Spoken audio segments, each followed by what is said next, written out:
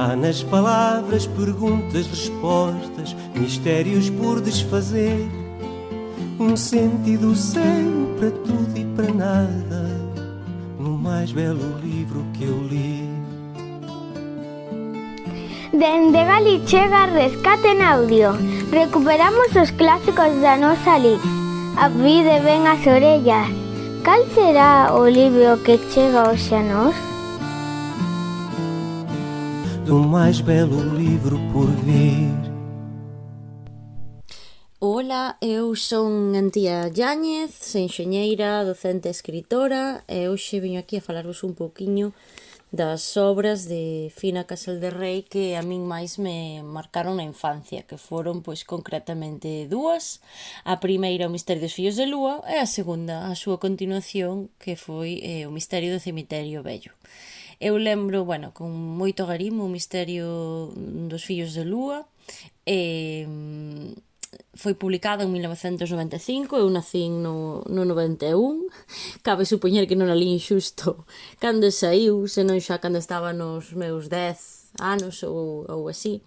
E lembro, pois, a sensación de coller un libro, non? E de dicir, anda, pero se hai alguén que escribe historias como as de los 5, pero aquí en Galicia, non? E ademais, pois, con moitas cousas que eu vía familiares e totalmente, pois, achegadas a min pois gracias a casa de meus avós, non? Pois que che nazcan os gatiños, ter os veciños, os cans soltos pola aldea, non? E todo isto. Entón, para min foi como un descubrimento saber que estas cousas que eu creía que se facían fora, pois que tamén se podían facer aquí, porque, claro, a obra de los 5 a min ensinou a miña nai, porque ela lera cando era pequena, entón era unha forma de achegarme á súa literatura de infancia, pero pois a miña xeración, non? Os millennials tivemos a sorte de que houbo xente como Fina Casal de Rei, pois a quen non lembro quen bautizou, non? Estas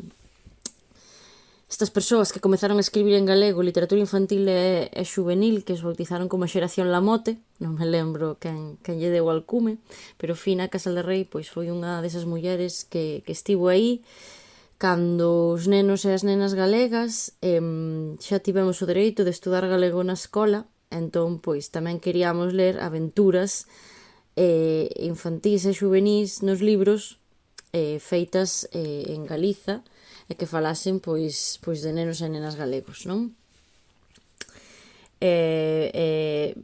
Quen sabe, ao mellor se eu non tivese lido cando era nena O misterio dos fillos de Lúa e O misterio do cemiterio vello, pois agora mesmo non sería escritora, porque eu comecei a escribir con un libro que titulei O misterio de Porto Marín, non? Que bebe directamente pois de todos estes misterios, pero tamén aventuras que viven os nenos e as nenas un pouco afastándose do mundo dos adultos, que moitas veces pois a xente adulta tende a subestimar a infancia, non? Entón, pois a min Fina Casal de Rei abriume un mundo que xa digo que pensei que estaba só máis al lado no noso país. Descubrín que, por suposto, que se pode facer o que se queira desde aquí e para aquí, pero tamén para fora, porque a raíz diso pois eu soube que Fina, non, ten a súa obra está traducida en un montón de linguas, gañou pois premios internacionais escribindo en galego, e foi un pouco, pois, foi unha pioneira. Por iso creo que hai que poñer en valor todo isto, poñer en valor a súa obra, facer forza para que a súa candidatura aos premios Alma vai adiante, por fin lle dean, que é máis que merecido. E ben, claro, o mesmo que estou dicindo para o misterio dos fillos de Lúa, podo dicilo para o misterio do cemiterio vello. De feito, a foto que me saquei un pouco para apoiar a candidatura de Fina Casal de Rei foi co misterio do cemiterio vello, porque era a edición que eu tiña na libraría, na miña libraría da casa. O misterio dos fillos de Lúa teño na colección esta que fixo La Voz de Galicia, non? A Biblioteca 120 galega, que nos 120 anos do xornal decidiu editar pois 120 obras, as 120 obras, digamos, cumio da nosa literatura por aquel entón, que era a inicios do 2000. Pois O misterio dos fíos de lúa é un dos libros que forma parte desa colección de 120 volumes, pero se non lembro mal, creo que só hai 3 libros de literatura infantil e juvenil na colección, que son Memorias dun neno labrego, Das cousas de Ramón Lamote e O misterio dos fillos de lúa. Estou falando de memoria, co cal, ao mellor me equivoco, pero vamos, que, bueno, tamén está Anagnórise de María Victoria Moreno, pero esa é máis juvenil que infantil, non? Bueno, Cando petan na porta pola noite tamén estaba, de Xavier Pedo Campo, outro que forma parte da xeración Lamote, pero eu creo que eses son máis juvenís.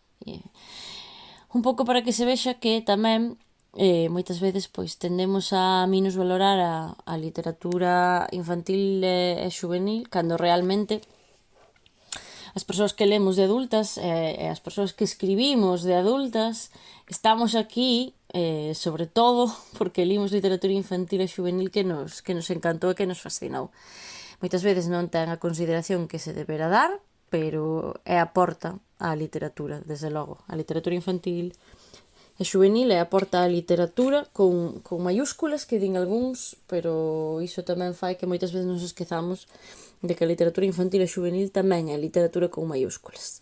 Entón, pois, quería compartir estes 2 libros de Fina Casal de Rei e, sobre todo, a apoiar a súa candidatura ao premio Astrid Lindgren, perdón pola miña pronunciación, o Astrid Lindgren Memorial Award de 2026, a ver se desta vai, porque merece moito. Así que, pois nada, un biquiño.